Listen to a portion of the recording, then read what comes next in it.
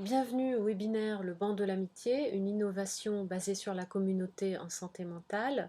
Mon nom est Monica Ruiz-Casares, professeure agrégée en psychiatrie à l'université McGill et coordinatrice du séminaire de recherche sur la santé mentale mondiale de la faculté de médecine. Ce webinaire fait partie d'une série qui a été lancée il y a 2 ans avec le soutien du programme pour la santé mondiale de l'Université McGill et du réseau de recherche en santé de la population du Québec et de l'Institut Université Sherpa. Et donc ce webinaire et la formation qui est associée en psychiatrie sociale et culturelle, nous espérons, à travers cette série de webinaires, de contribuer à la prise de conscience des disparités en matière de santé mentale et d'échanger les recherches sociales et culturelles et cliniques sur la santé mentale et de faire des ponts entre les lieux géographiques et les secteurs. D'où que vous nous rejoigniez, nous sommes heureux de vous avoir avec nous. Alors avant de présenter notre conférencière, je voudrais vous donner quelques indications techniques sur la plateforme pour faciliter votre participation. Si vous vous connectez à travers votre PC ou à travers l'application mobile VoiceBoxer, vous pouvez sélectionner la langue de votre choix, anglais ou français en bas de l'écran. Vos micros sont désactivés, mais vous pouvez poser des questions à n'importe quel moment au conférencier dans la langue de votre choix, dans la boîte de dialogue sous mon image. Cependant, vous ne pouvez pas voir l'invité ni le chat si vous vous connectez à travers un téléphone mobile. Si vous rencontrez des problèmes techniques pendant le webinaire, vous pouvez contacter le support technique VoiceBoxer en cliquant sur l'icône avec le point d'interrogation en bas de l'écran.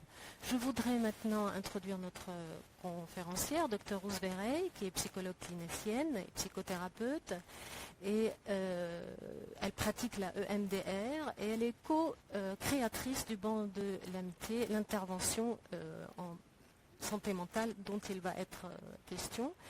Ces recherches portent sur les soins accessibles et abordables pour les troubles mentaux courants, les interventions communautaires, le soutien de groupe et le bien-être des personnes vivant dans le VIH. Elle est originaire d'Allemagne, elle a vécu en Colombie et travaille au Zimbabwe depuis 2004. Et je suis vraiment très heureuse de la voir aujourd'hui. Merci Ruth d'avoir accepté notre invitation et je vais vous passer la parole maintenant. Bonjour tout le monde, merci beaucoup Monica de m'avoir invitée, je suis vraiment honorée d'être là et merci à tous de prendre le temps de m'écouter maintenant ou plus tard. Je suis très heureuse de travailler mon travail sur le banc de l'amitié à Zimbabwe, donc je vais commencer par une citation très célèbre. Alors, cette citation qu'il n'y a pas de santé sans santé mentale et nous savons tous, surtout si on sait que 40% des problèmes dans le monde sont attribués à des problèmes de santé mentale comme la dépression, l'anxiété, des troubles de la nourriture, de la psychose, juste pour en citer quelques-uns. Nous savons tous que la santé mentale et physique sont liées et s'influencent entre elles. Si on a une santé mentale physique mauvaise, on a des chances d'avoir aussi des problèmes mentaux et vice-versa. Donc la santé mentale ou les problèmes de santé mentale sont souvent chroniques et peuvent être vraiment très invalidants. Surtout quand les personnes n'ont pas accès aux soins ou ont très peu accès aux soins. Donc, heureusement, ces problèmes ont été traités par l'ONU à travers leurs objectifs de développement durable en 2015. Et alors, l'objectif numéro 3 nous doivent promouvoir la santé mentale, trouver des traitements, promouvoir la santé mentale et le bien-être. Et ça, c'est vraiment très important. Alors, quelle est la situation actuelle mondiale ? Nous savons que les maladies mentales, neurologiques ou liées à la consommation de drogue sont vraiment les principales causes d'invalidité dans le monde. Donc énormément de gens sont atteints et dans beaucoup de pays à revenus faibles ou intermédiaires, les infrastructures pour les soins de santé mentale n'existent pas ou sont très très pauvres. Donc les personnes n'ont pas accès au traitement ou ne sont pas diagnostiquées déjà à la base. Par exemple en Zimbabwe c'est le cas. Et si on regarde un aspect très important de la santé mentale comme la dépression qui conduit à des comportements suicidaires ou même le suicide, la mortalité au Zimbabwe le Zimbabwe est classé numéro 9 dans le monde à cause du suicide. Donc, juste quelques éléments de contexte du Zimbabwe. Donc, nous sommes en Afrique du Sud, comme vous pouvez voir sur la carte, 15 millions d'habitants. Et nous avons fait des études et nous avons trouvé à plusieurs fois que 30% des patients qui viennent dans les cliniques de soins de santé primaires souffrent de troubles mentaux communs, c'est-à-dire dépression, anxiété ou consommation de drogue et syndrome post-traumatique. La prévalence du VIH est de 13%. Bien sûr, beaucoup de gens sont en traitement antirétroviral, mais nous avons trouvé que 60% d'entre eux, parce que nous sommes actuellement dans une situation socio-économique difficile, donc 60% vivent au-dessous du seuil de pauvreté.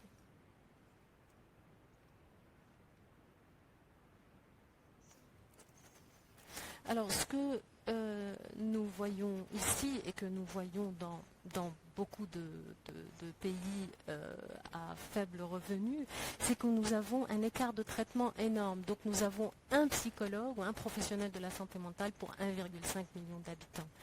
Donc ce qui conduit dans notre cas à 90% des personnes qui ont besoin de traitement, qui ne sont pas traitées, qui ne sont pas prises en charge.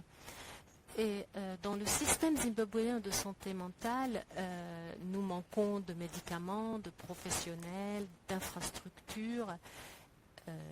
Et il n'y a pas, disons, de dispositifs qui demandent peu de moyens pour que les gens puissent accéder aux soins.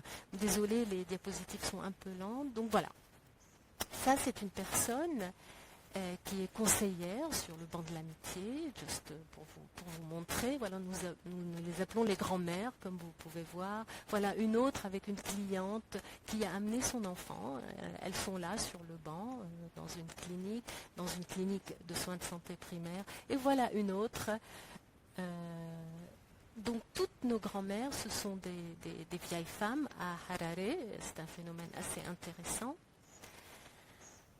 Alors, ce qui est vraiment très important, c'est que j'ai dit que 13% de la population ont le VIH et nous avons trouvé que les personnes vivant avec le VIH sont en fait ont une prévalence supérieure en matière de troubles mentaux et de consommation. Et donc, ils n'adhèrent aussi, ils ont le problème de ne pas adhérer au traitement. Donc, plus on souffre de dépression, et moins on va adhérer au traitement antirétroviral. Et on sait très bien que c'est une maladie clinique. Le sida est une maladie chronique, et ça, c'est un vrai problème. Alors, qu'est-ce que le banc de l'amitié exactement? Peut-être que certains d'entre vous le savent, en ont entendu parler parce que les médias se sont intéressés. Donc c'est un dispositif d'intervention psychiatrique qui est basé sur la thérapie cognitive et comportementale. Nous voulions vraiment que ce soit un dispositif qui demande peu de moyens, donc accessible à tout le monde et qui peut être offert au niveau primaire. Et c'est une approche basée sur le transfert des tâches. Donc nous employons des travailleurs communautaires qui sont formés, qui sont encadrés. Et ce transfert de tâches, c'est quelque chose qui est assez commun dans notre contexte.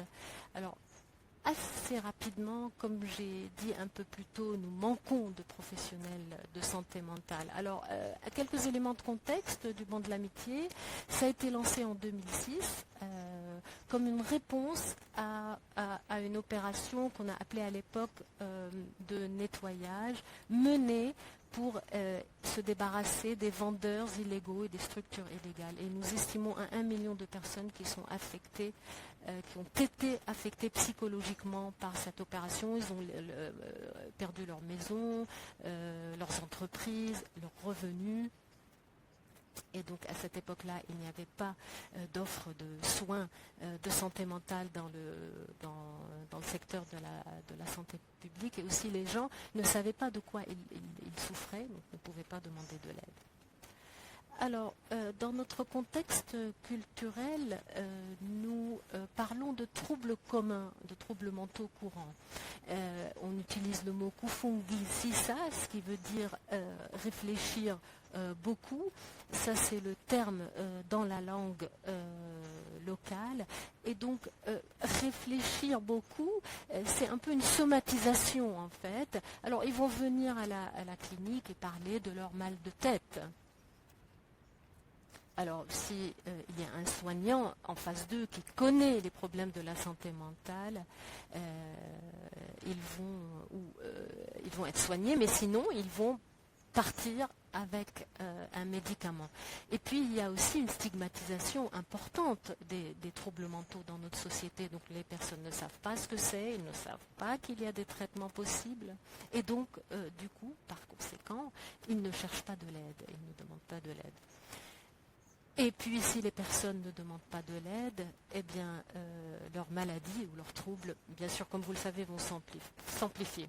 Donc, quand on parle de thérapie en résolution de problèmes, selon l'approche chez nous, occidentale, alors on est là, on pose des questions à la personne et on essaye de l'aider à trouver un problème qu'on va essayer de résoudre, d'essayer de trouver des solutions, un objectif de résolution, et puis on va trouver des solutions. Mais depuis les 14 ans que ce banc de l'amitié existe, nous avons mis en place une approche locale à cette thérapie. Donc le premier, c'est Kuvura Punga, ouvrir l'esprit, et Kusimudira, donc c'est le fait d'aider les personnes à trouver la solution à leurs problèmes personnels, enfin le problème qu'ils ont choisi de traiter. Et Kusumbisisa, il s'agit donc d'encourager, de les encourager. Alors comment les encourager? En conseillant en rencontrant leurs conseillers, et ça peut arriver dans la rue, parce que nos conseillers travaillent et vivent en fait avec leurs clients. Donc c'est vraiment une approche basée et ancrée dans la communauté. Alors nous avons fait une étude clinique en 2015 qui était une réussite et qui était publiée dans le journal JAMA. Et juste pour vous montrer rapidement quelques résultats clés de cette étude où nous avons utilisé le questionnaire PHQ-9 qui inclut les items sur la dépression. Et vous voyez là la différence significative entre le groupe de contrôle et le groupe qui a reçu le traitement. Alors, 80% des personnes à comportement suicidaire avant l'intervention ont quasiment disparu après l'intervention. Donc c'est un point important que je voulais pointer. Alors nous pensons qu'il est vraiment temps pour nous de développer ce traitement pour combattre l'anxiété et la dépression. Nous avons beaucoup appris et nous comprenons qu'il y a une demande très forte pour ces interventions dans notre contexte avec des professionnels de la santé. Donc les personnes comprennent qu'elles ont besoin d'aide et le banc de l'amitié est une intervention, est un dispositif efficace qui est faisable, et nous avons aussi vu, avec ces termes locaux qui désignent la résolution des problèmes, ou cette approche, que c'est un dispositif qui est culturellement acceptable, et il est devenu une partie de la stratégie du ministère de la Santé. Donc nous sommes vraiment très fiers de pouvoir amener ce banc de l'amitié à Zimbabwe, et c'est important aussi de savoir que le banc de l'amitié a été intégré au système de soins primaires qu'on offre aux gens. Alors, qu'est-ce qu'on fait? Alors, je vais peut-être vous dire un peu de choses sur comment nos campagnes de combattre la stigmatisation des troubles mentaux. Donc nous menons des campagnes pour mener les gens à recevoir des soins en santé mentale. Donc il y a d'abord des personnes qui étaient un peu réticentes, mais après les interventions donc, de nos conseillers, beaucoup de gens viennent vers nous. Alors avant notre campagne, il y avait effectivement un besoin d'amener de l'aide à ces personnes qui souffraient de dépression, mais il n'y avait pas de place. Alors littéralement, la seule possibilité était effectivement qu'on avait le droit d'être sur un banc dans la clinique, enfin dans le bâtiment de la clinique, puisqu'il n'y avait pas de place à l'intérieur. Et voilà d'où vient le banc de l'amitié. Et bon, quand il fait beau, c'est parfait. Quand il ne fait pas beau, on essaye de trouver des bancs avec un toit au-dessus. Donc c'est quelque chose qui s'est vraiment intégré à la vie. Alors dans les cliniques, nous avons quelques grand-mères qui travaillent sur les bancs. C'est là où elles font leur travail de conseillère. Et d'autres le font dans la clinique de soins de santé primaire. Donc ceux qui viennent... ils sont informés, et ils sont également informés que ce banc de l'amitié existe. Et alors, beaucoup de gens qui viennent aux cliniques de santé mentale, de soins de santé primaire, sont des femmes. C'est peut-être un problème qu'on voit partout dans le monde, parce que les hommes ne viennent pas vraiment chercher de l'aide en matière de santé mentale. Donc nous devons faire des efforts de prise de conscience et des campagnes de prise de conscience. Nous avons un programme qui s'appelle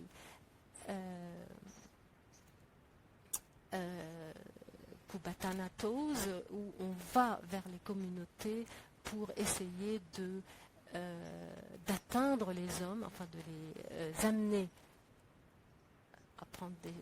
à se soigner. Donc notre spécificité, c'est qu'il n'y a pas seulement des conseillers qui travaillent sur les bancs, mais nous avons aussi un groupe d'aide entre les pairs. Beaucoup d'études ont montré que la pauvreté a beaucoup d'influence sur le bien-être. Et comme je l'ai dit plus tôt, Zimbabwe vit des conditions économiques difficiles, avec beaucoup d'inflation, beaucoup de gens qui ont perdu leur pouvoir d'achat. Et donc le fait que ce dispositif génère des revenus est très important. Alors le cercle Kubatanatos apprend les gens à fabriquer des sacs avec du plastique recyclé. Ici on voit que quelqu'un est en train d'utiliser la bande d'un VHS, voilà, pour fabriquer des sacs. Donc les personnes travaillent ensemble. Et ce groupe, ce sont des volontaires. C'est des personnes qui ont été vers le banc de l'amitié, et nous espérions voir que des personnes qui ont vécu les mêmes expériences peuvent se soutenir mutuellement. Souvent, il y a beaucoup d'anxiété, beaucoup de difficultés à partager ce qu'elles sentent, mais à travers justement ce groupe-là, elles s'encouragent, elles se font confiance, elles peuvent parler, et donc ça c'est quelque chose des pays à revenus faibles important, que les gens apprécient.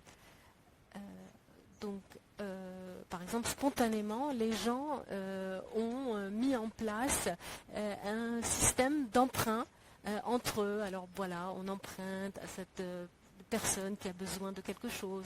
Voilà, des gens amènent l'argent et puis une personne peut s'en servir. Donc il y a vraiment une confiance à la base qui est très importante. Donc ces groupes travaillent ensemble depuis très longtemps, existent depuis longtemps. Donc les personnes s'entraident partout, par exemple pour aller chercher de l'eau, parce qu'on sait que beaucoup de foyers sont privés d'eau ou d'électricité. Voilà une autre photo, et c'est très important de voir qu'il y a aussi des hommes, pas beaucoup, mais quelques-uns quand même. Donc il s'agit de partager, de parler. C'est très important pour beaucoup de gens de pouvoir se réunir, partager des idées, parler et puis se connecter. C'est quelque chose sur lequel nous mettons l'accent dans le banc de l'amitié. Nous voulons les gens de comprendre qu'ils ne sont pas seuls, et c'est la seule façon de briser la stigmatisation. Comme j'ai dit, surtout dans un contexte où il y a beaucoup de personnes atteintes de HIV, donc beaucoup de gens qui viennent aux cliniques sont des gens atteints de VIH, et dans nos études, nous avons trouvé un taux de prévalence très fort de syndrome post-traumatique dans cette population-là. Et donc, quand ils viennent chercher de l'aide, eh bien, ils sont apaisés. Et malgré les campagnes de prise de conscience sur le HIV, cette maladie est encore beaucoup stigmatisée. Et donc, beaucoup de gens essayent de le cacher. C'est pour ça qu'ils ont justement besoin d'aide, et c'est ce que les bandes de l'amitié cherchent à leur offrir. Alors, de façon assez intéressante, nous pensons que le banc de l'amitié est durable. C'est un dispositif durable parce que nos conseillers font partie du système de soins. Comme je l'ai dit, ils travaillent dans la communauté où ils vivent. Et souvent, les gens pensent que les conseillers sont des grands-mères. Sont des grands-mères, et elles ne font rien que être conseillères sur le banc de l'amitié, mais c'est tout à fait faux.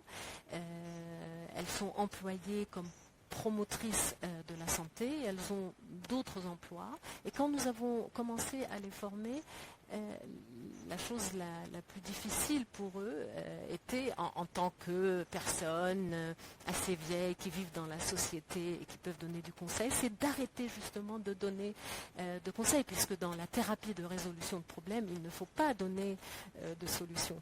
Donc, nos grands-mères étaient très enthousiastes quand elles ont compris que non, on ne leur demande pas de donner des conseils, et elles disent à quel point cela les a aidées dans leurs autres tâches, mais aussi dans le fait d'amener les personnes à consulter, d'adhérer au traitement.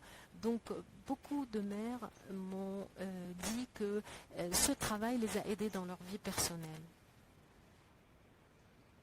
Alors, les recherches sur leur bien-être émotionnel, ce qui m'inquiétait, parce que comme elles vivent dans le même environnement que leurs clients, j'avais peur qu'elles soient, comme elles sont exposées au même stress que leurs clients, qui ont des maladies chroniques comme le diabète ou l'hypertension. Et au contraire, nous avons compris que la prévalence de la dépression ou de l'anxiété ou de syndrome post-traumatique chez ces grands-mères était extrêmement bas. Alors, comment nous expliquons ça?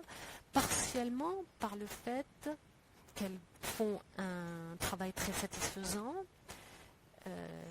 et donc elles en bénéficient, elles bénéficient du fait d'aider quelqu'un. Ça leur apporte, ça leur fait du bien, elles sont reconnues également par la société, et elles sont respectées. Elles ont l'autorité de vraiment aller chez quelqu'un, carrément, et puis le voir à domicile, et faire une session à domicile. Donc culturellement, elles ont le droit de poser toutes sortes de questions. C'est ce qui nous amène à l'idée qu'il est vraiment très important que cette approche de transfert de tâches est importante et elle est faisable.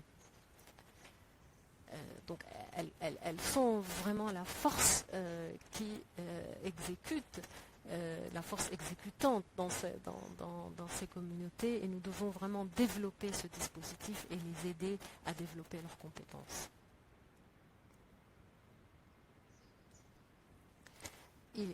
C'est vraiment très important pour la génération qui est en train de grandir, surtout par ces temps difficiles que nous vivons.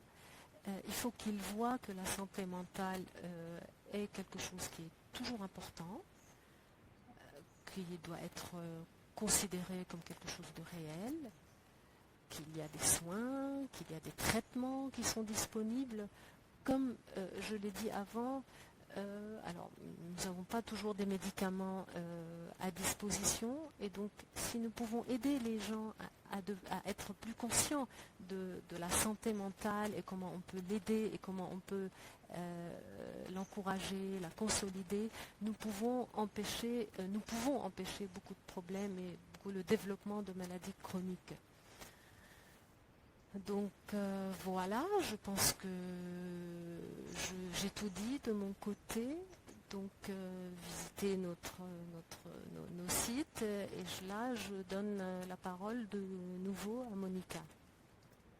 Merci Ruth pour ce partage d'expérience avec le banc de l'amitié, cette intervention qui est vraiment très intéressante à Harare. Et nous voudrions effectivement suivre ce type de dispositif dans d'autres contextes. Alors, nous allons prendre quelques questions maintenant.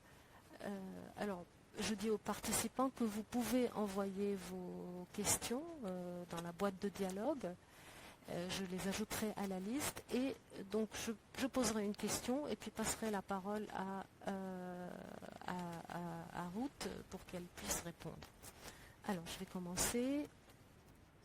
Alors, comme indique le nom du dispositif, alors on s'assoit sur le banc, c'est effectivement un aspect important de l'intervention. Les bancs sont disponibles partout, accessibles, mais jusqu'à quelle mesure il faut que ce soit un banc? Par exemple, dans un autre contexte culturel, est-ce que où il n'y a pas d'espace privé, est-ce que ça peut être une table, ou est-ce que ça peut être autre chose? Merci, c'est une super question, bien sûr.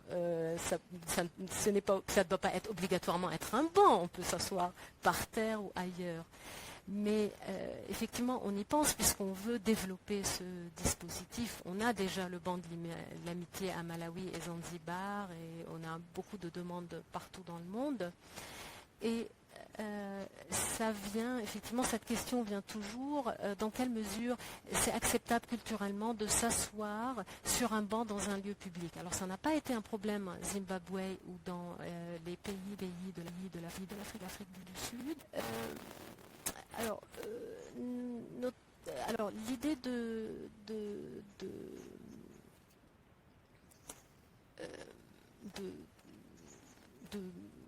d'avoir un espace privé et bon, c'est pas une question, c'est pas un problème dans la mesure où les gens ont besoin d'aide et prennent ce qui existe.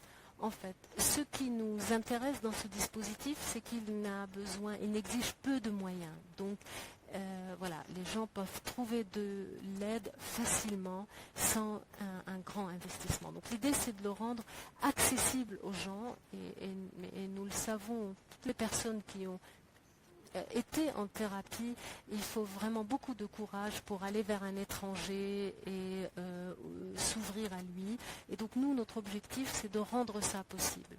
Voilà, je redonne la parole à Monica. Merci Ruth. Je voudrais juste une petite question. Est-ce que les bancs sont situés, d'après les photos qu'on a vues, ils sont toujours à l'extérieur? Mais est-ce qu'ils sont situés toujours dans des espaces publics ou est-ce qu'ils peuvent être dans d'autres lieux? Et puis une seconde question qui est liée, est-ce que vous pouvez nous dire dans quels autres pays, à part le Zimbabwe, ce dispositif du banc de l'amitié a été mis en place, expérimenté? Alors, dans notre contexte, les bancs sont, bon, plus ou moins, enfin, ils sont toujours en fait dans le bâtiment de la clinique, à l'intérieur des prémices de la clinique. Alors, quelquefois, ils sont très visibles, quelquefois, ils sont un peu moins. Et comme j'ai dit plus haut, au, au début, il y avait un peu cette idée, bon, allez, on va cacher les bancs, peut-être les mettre un peu loin, mais là, maintenant, ils sont situés dans des espaces plus ouverts et dans certaines cliniques où il y a par exemple un toit. Et quelquefois, il y a par exemple 2 ou 3 bancs sous un toit. Et il y a 2 ou 3 sessions qui ont lieu sur ces bancs, dans le même lieu. C'est difficile à imaginer, mais c'est possible. Donc actuellement, nous travaillons au Malawi et au Zanzibar. Et je ne l'ai pas dit, mais le banc de l'amitié existe aussi à New York, ce qui est vraiment très enthousiasmant pour nous. Ils ont adopté notre concept, comme je l'ai dit, pour rendre la santé mentale, enfin l'accès en tout cas à la santé mentale, aux soins de santé mentale facile, pour que les gens puissent obtenir de l'aide sans difficulté. Alors je sais que en Occident, nous avons beaucoup de professionnels et de psychologues, mais y aller ou accéder à ces soins n'est pas forcément facile. Merci Ruth. Comment est-il possible pour les travailleurs communautaires de distinguer le penser beaucoup de la dépression, qui n'est pas une dépression, le fait de beaucoup penser. Merci, c'est une très belle question. Alors nous avons un questionnaire que nous utilisons et nous avons appris à nos travailleurs communautaires, donc nos grands-mères, à utiliser ce questionnaire en début de séance.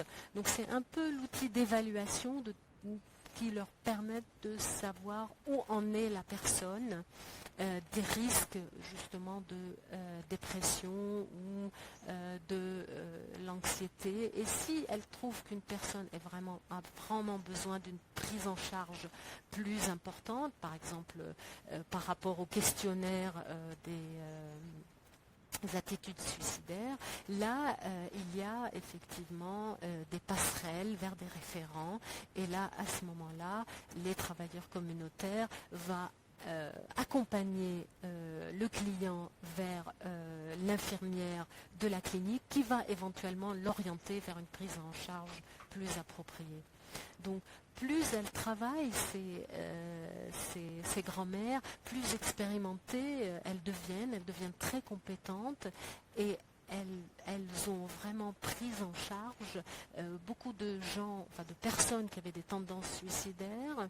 C'est une formation manualisée sur une culture en santé mentale, compétences de conseil, le soin de soi, comment être avec quelqu'un, comment poser des questions. Donc elles ont toutes ces compétences et nous sommes vraiment très fiers de voir que nos travailleurs communautaires peuvent vraiment traiter beaucoup de cas et même de certains cas difficiles. Je vous redonne la parole, Monica. Merci, Ruth. Alors, les recherches montrent les effets de l'intervention après 6 ans. Alors, peut-être que cette idée de penser beaucoup n'est pas culturelle, n'est pas structurelle, mais culturelle. Donc, cette idée de penser beaucoup est culturel, mais quel est, disons, l'effet dans le temps de ce type de dispositif? Merci pour cette question qui est très intéressante.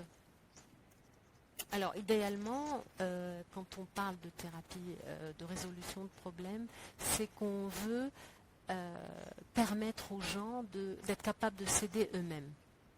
Alors parfois on peut penser que c'est naturel, les gens peuvent le faire naturellement, mais nous savons que quand nous souffrons de dépression, on n'est pas dans le meilleur état cognitif, donc notre pensée est altérée et on ne peut pas apprendre de nouvelles compétences et notamment d'aider quelqu'un.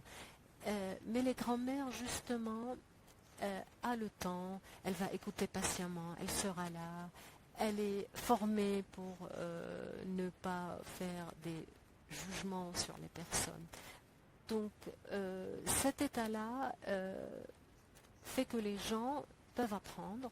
Alors on a des clients qui reviennent plusieurs fois.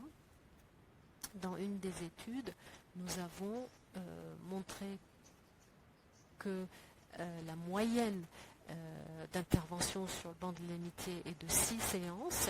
Alors quelques personnes sont en dessous de 6, d'autres prennent plus que 6, enfin suivent plus que 6 séances. En ce qui concerne les effets, c'est vrai que les causes de stress externe sont continues, mais concernant cette étude, nous l'avons faite uniquement sur 6 mois, mais nous avons des gens qui reviennent en nous disant qu'ils se sentent vraiment très bien, ils se sentent très bien, ou qu'ils ont un autre problème qu'ils veulent traiter, ou ils amènent un membre de la famille qui a envie d'être aidé. Et donc, ce qui veut dire que c'est efficace. Nous aimerons avoir justement un suivi longitudinal plus long, au-delà de 6 mois, mais pour l'instant, nous regardons dans nos études, est-ce qu'il y a par exemple des causes de stress externes comme les maladies de diabète ou d'hypertension et comment ils peuvent s'entraider sur le banc de l'amitié sur ces questions-là. Et donc comment on peut les aider. Bien sûr, on peut utiliser le bon de métier, mais on peut regarder aussi mettre un dispositif du banc de l'amitié rural, donc dans des zones rurales. Et là, c'est un contexte assez différent. Et 60% de la population, n'oublions pas, vit en zone rurale. Et c'est surtout de l'agriculture aujourd'hui, mais là il y a un nouveau facteur de stress pour eux, c'est que le changement climatique, c'est quelque chose qu'on peut vraiment voir au Zimbabwe, et ça va avoir vraiment beaucoup d'effets sur les moyens de subsistance des gens, et donc sur leur santé mentale, lorsque ils ne pourront plus prévoir quand est-ce qu'il va pleuvoir. Par exemple, donc nous avons vraiment besoin de faire beaucoup plus de recherches sur la question. Merci.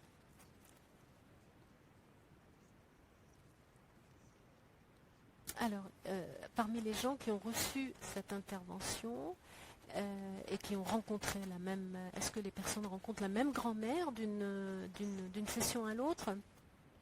Merci pour cette question. Alors, comme ça marche très bien et que ça arrive à l'extérieur des cliniques, nous avons commencé à former des gens dans notre dispositif qui viennent de la communauté, et notre rêve est d'avoir des bancs de l'amitié partout, à une distance accessible à pied, parce que comme je l'ai dit plus tôt, il y a beaucoup de stigmatisation autour du fait d'aller à la clinique puisque c'est associé, c'est négatif en tout cas. Beaucoup de gens n'ont pas envie d'être vus en allant à la clinique. C'est pour ça que notre rêve est d'avoir des bancs de l'amitié disponibles dans des centres de communauté, dans toutes sortes de centres, dans toutes sortes de lieux. Et c'est ce que nous voulons faire là dans notre projet de nous déployer en Zimbabwe dans le cadre des soins de santé primaires. C'est de toucher beaucoup de communautés pour que ce soit accessible à tout le monde. Nous avons formé des gens qui ont utilisé ces bancs de l'amitié avant, et c'est vraiment très intéressant de travailler avec ces gens qui ont connu eux-mêmes les troubles mentaux et les bancs de l'amitié. Et donc ces groupes de soutien par les pairs les exposent à travailler ensemble, à s'entraider et à utiliser cette approche du banc de l'amitié entre eux. Donc nous voulons former le plus de gens possible et essayer de soulager la souffrance des gens des troubles mentaux communs, courants, et nous essayons que ces troubles vont diminuer avec les années. Je vous passe la parole. Merci Ruth. Vous avez décrit que c'est une intervention manualisée, mais comment vous avez encadré ou comment vous avez supervisé, comment vous évaluez le soin qu'elles offrent ces personnes, ces travailleurs communautaires que vous avez formés? Merci. Alors, comment on les supervise, comment on les encadre de la façon suivante? Alors, bien sûr, il y a déjà des professionnels de la santé, en soins primaires à Zimbabwe. Et donc ce supérieur-là, cette personne supérieure hiérarchique, c'est la personne qui va encadrer, qui va superviser, qui va contrôler le travail de la grand-mère ou du travailleur communautaire. Nous avons un travailleur communautaire qui a fait partie du test de l'étude dont je parlais, et donc elle a été formée un peu plus que les autres. Donc elle est, disons, plus expérimentée, et elle est devenue un peu ce qu'on appelle une personne qui supervise les autres travailleuses. Et cette personne donc, qui supervise, qui est donc le supérieur hiérarchique, a régulièrement des réunions avec les travailleurs communautaires, et elle visite régulièrement la clinique pour voir comment ça se passe et s'assurer que la collecte des données se fait correctement, et s'il y a des besoins, que ce qui doit être fait est fait. Merci Ruth. Alors, ces travailleurs communautaires, effectivement, sont importants pour que ces interventions puissent se déployer dans les pays à faible revenu, un revenu intermédiaire, mais dans quelle mesure ces interventions qui sont assurées par des travailleurs communautaires dans quelle mesure elles peuvent aller dans des zones urbaines? Alors oui, c'est vrai que cette approche de transfert de tâches est importante. Donc c'est important de s'assurer que ces personnes veulent travailler et qu'elles ne le font pas de façon bénévole. Et c'est une discussion qu'il faut avoir, c'est-à-dire jusqu'où on peut dépendre de ces personnes ou considérer qu'elles vont faire le travail. Alors quand on travaille avec ce type de travailleurs communautaires, la question c'est quand est-ce qu'elles arrêtent d'être des travailleurs communautaires non professionnels, quand est-ce qu'elles deviennent des professionnels, suffisamment expertes en tout cas. Donc nous devons non seulement bien sûr considérer la question de la sécurité des grands-mères et de la compétence, mais nous devons les encadrer, regarder aussi leur motivation,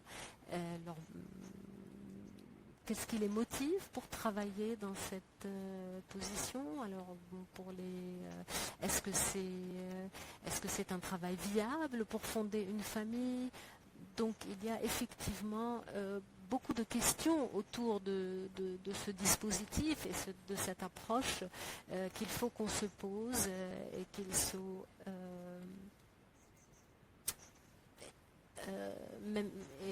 comment offrir justement des soins de santé mentale accessibles et peu coûteux.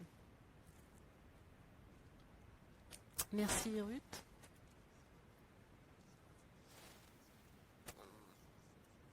Vous avez décrit cette approche comme étant très réussie. Est-ce que vous pouvez nous dire qu'est-ce qu'il a fait justement, qu'est-ce qui fait que cette approche est un succès? Alors, bon, je ne veux pas dire que c'est l'essai randomisé et contrôlé a montré que c'est effectivement une intervention efficace, mais nous voulons nous développer parce que, en fait, nous avons fait cette étude, cet essai randomisé, contrôlé, qui était une réussite, mais ça ne veut pas dire qu'on va pouvoir se développer ou se déployer. La question, c'est comment on transforme ce qu'on a prouvé dans l'étude en réalité, comment on met en pratique ce qu'on a trouvé en théorie. Donc, bien sûr, toujours quand on regarde les essais cliniques, il y a beaucoup d'efforts, et ce n'est pas toujours représentatif de la réalité. Et puis quand on fait un essai clinique, on se pose la question, est-ce que c'est vraiment comme ça que ça se passe? Mais les études sur l'implémentation de ce dispositif, en 2016, nous avons fait cette étude en 2016 et nous attendons là plus de données pour publier les résultats de cette étude. Alors, une chose a été dite au sujet de la fidélité de l'intervention. Bon, c'est intéressant de voir que nous cherchons d'avoir un effet de cette intervention. Nous voulons qu'elle soit efficace, mais nous voulons aussi que l'intervention soit fidèle au dispositif d'origine. Donc, nous devons peut-être travailler sur l'acculturation ou l'adaptation. Donc quelque chose doit vivre, quelque chose doit se développer. Par exemple, on a commencé avec le concept occidental de thérapie de résolution de problèmes. Et là, on a en quelque sorte une version zimbabwéenne de ce concept. Une version zimbabwéenne. Bon, c'est le même concept. Mais en fait, on le vit différemment, on le nomme différemment. Voilà. Et donc dans ce cas-là, c'est vraiment, ça devient organique. Donc les gens, quand ils pensent à une intervention, qu'ils la testent, ils pensent toujours quelles sont effectivement les possibilités de développer et de déployer un dispositif d'intervention. Merci. Vous avez parler des gens qui sont préoccupés par le fait d'être vus sur le banc, surtout quand il est dans un lieu public.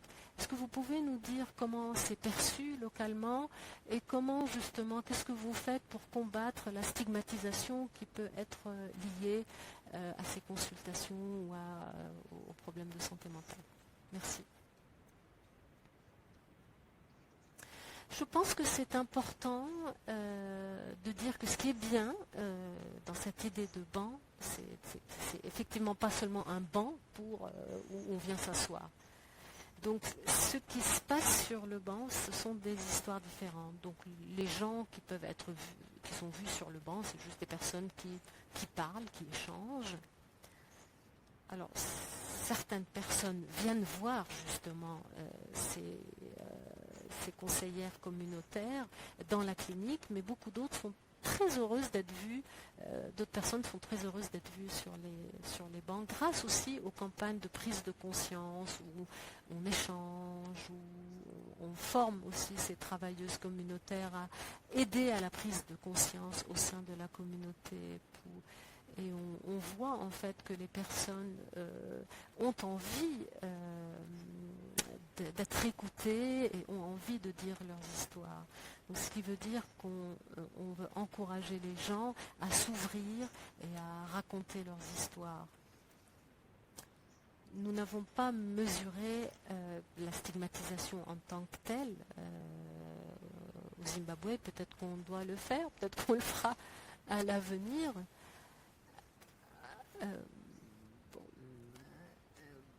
voilà, il y a très peu de jours dans une semaine pour que nous puissions apprendre. Toujours beaucoup de choses à apprendre, mais nous voyons que les jeunes personnes s'intéressent énormément à apprendre, à être écoutées. Et là, je parle de l'étude qu'on est en train de faire actuellement. C'est le même concept, mais c'est juste des conseillers plus jeunes qui sont en train de faire les interventions. Donc nous éloignons un tout petit peu de cette des grands-mères qui ont la sagesse, qui peuvent donner des conseils. Et c'est en train d'arriver, ça marche, c'est en train d'arriver à l'extérieur justement des prémices, des bâtiments de la clinique, à l'extérieur des cliniques. Et c'est un aspect là du banc de l'amitié qui est en train de se développer et qui vise la nouvelle génération, la jeune génération, qui j'espère nous aidera à développer cette approche. Merci Ruth. Est-ce qu'on peut dire que ce qui se partage sur le banc, ce sont des questions de confidentialité. Voilà, comment on traite ces questions de vie privée dans ce type de dispositif? Alors bien sûr, la confidentialité est un aspect très important.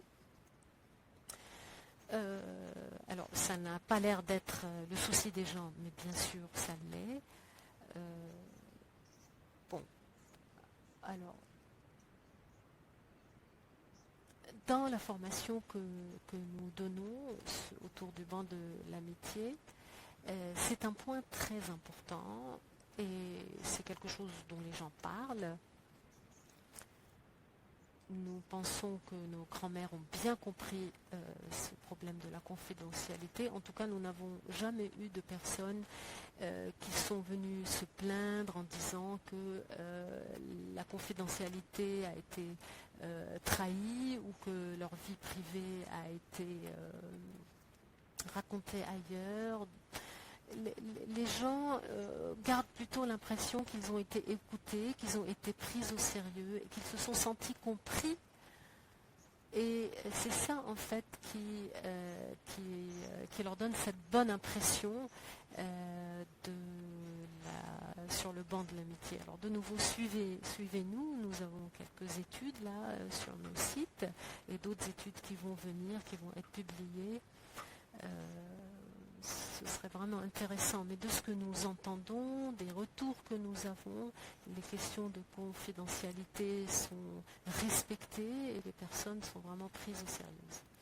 Je vous donne la parole de nouveau, Monica. Merci Ruth, nous avons peut-être encore le temps pour une ou deux questions. Donc, s'intéresser aux autres, quand on s'intéresse aux autres, effectivement, ces questions de confidentialité, quand on est sur le banc, et en référence à un commentaire précédent que vous avez fait, est-ce que vous pouvez nous dire comment votre programme s'occupe du bien-être de ces grands-mères et quels conseils vous pouvez donner dans ce cadre, que ce soit dans le contexte du Zimbabwe ou dans d'autres contextes. Alors là, sur le soin de soi ou l'auto-soin, c'est un sujet auquel je tiens beaucoup. Donc le cercle de Kubatanatose dont j'ai parlé, c'est devenu une composante structurelle du banc de l'amitié. Donc quand nous faisons nos réunions d'équipe, nous prenons des nouvelles les uns des autres et je trouve que c'est vraiment super parce que les gens commencent à parler de leurs problèmes personnels. Donc nous encourageons les grands-mères de faire de l'exercice, de s'occuper d'elles-mêmes et toutes ces choses-là parce comme elles travaillent ensemble depuis 30 ans ou plus, elles ont des relations très fortes entre elles. Et autre chose de très intéressant, ces grands-mères ne bougent pas. Elles sont indéboulonnables. Donc, en fait, ça les protège, quelque sorte, d'être tellement enracinées dans leur communauté. Elles sont vraiment très, très connues. Quand elles marchent dans la rue, les gens, les reconnaissent. Et donc, je pense que c'est un facteur protecteur. Et ils ont vu et entendu beaucoup de choses. Et ils sont vus et entendu beaucoup de solutions. Bon. Bien sûr, je ne suis pas en train de dire pourquoi tu ne fais pas ce que l'autre a fait, mais ils ont, disons, une idée, ou elles ont l'espoir qu'une personne va adopter la solution de l'autre. Et il ne faut pas oublier que ce sont des personnes assez religieuses, et ça aussi c'est un aspect assez protecteur dans la communauté. Et de façon générale, les grands-mères nous disent toujours qu'elles aiment ce qu'elles font, elles sentent qu'elles sont prises au sérieux, et qu'elles sont respectées dans ce qu'elles font. Et donc c'est quelque chose qui est très gratifiant. Bien sûr, nous pouvons faire plus. Nous essayons par exemple qu'elles soient plus payées, mais là c'est une autre histoire.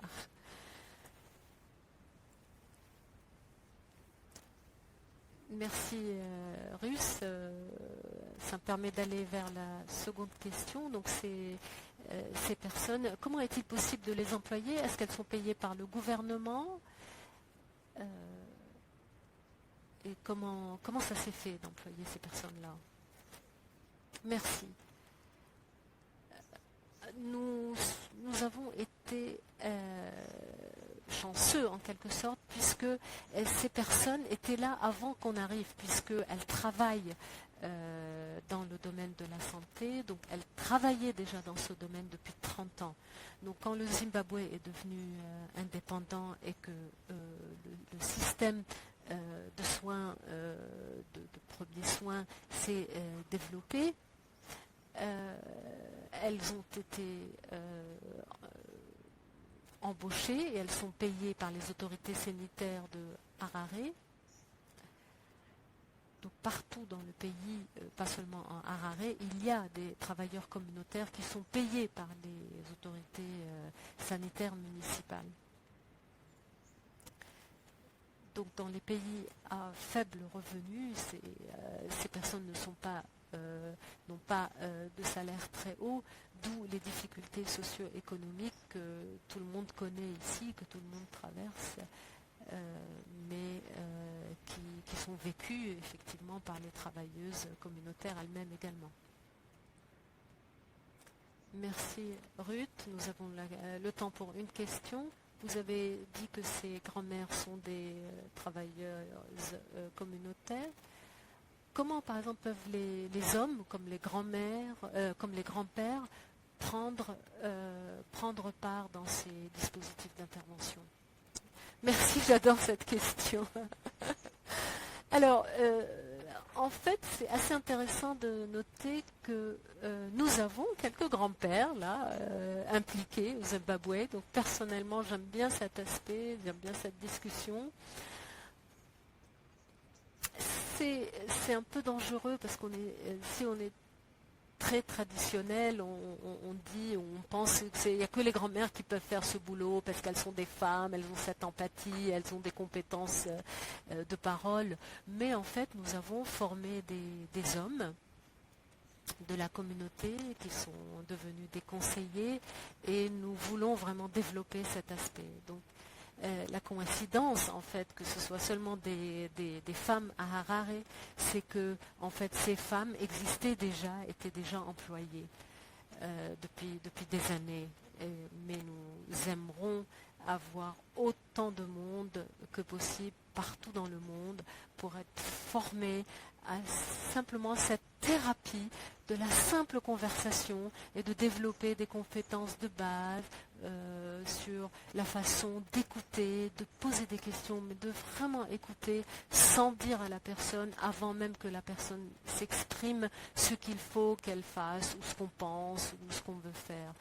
Donc notre rêve serait juste que ça fasse partie en fait de la formation du curriculum dans les écoles, juste parler à l'autre, vraiment se parler mutuellement, prendre le temps d'écouter et de reconnaître et de valider quelle que soit l'expérience que nous vivons. Merci, je vous donne la parole de nouveau, Monica.